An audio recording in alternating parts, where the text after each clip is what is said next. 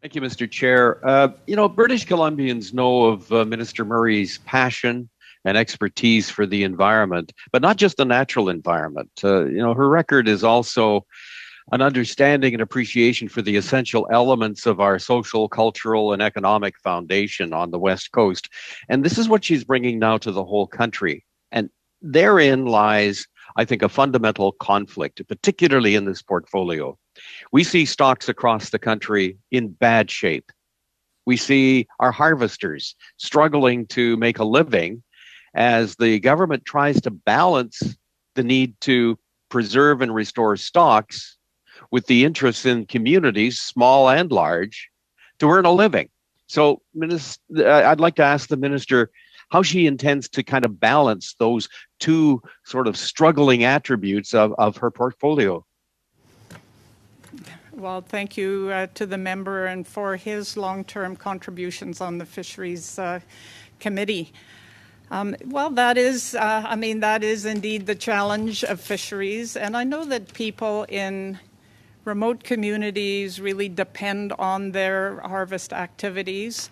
But I also have heard from them that they are very intent on ensuring that the next generation, their children and their grandchildren, can benefit from fisheries and the fish production work. And so I think we all have the same interest, which is that in the long term, we have a healthy ocean, because it's the healthy ocean that is the basis for healthy local economies. I'll just mention one program that I think is going to be very helpful in this, and that is the Blue Economy Strategy, which my mandate asked me to put together. The Blue Economy Strategy will be very focused on rural communities, their opportunities, innovation, ways to have new and more jobs in rural communities as we seek to rebuild and make resilient our fisheries and our oceans for the years to come. Thank you, Mr. Chair, to the minister. Throughout, though, as we look at balancing those two needs, there's a constant argument over science.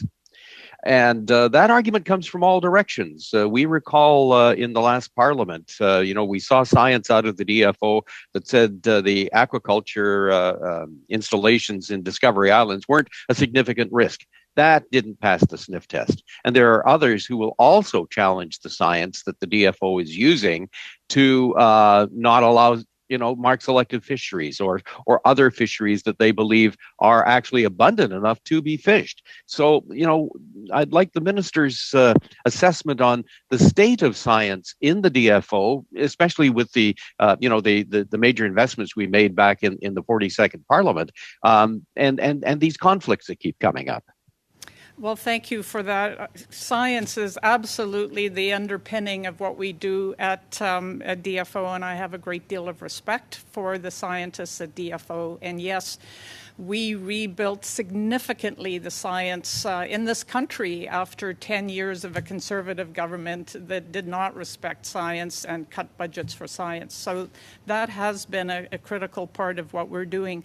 But science is about scientists don't always agree on everything. I mean, the process of science is almost like a challenge function where people bring their data and their results forward and discuss it with others to reach as best as possible a unified conclusion on it. But inherent in science is different opinions and different analysis.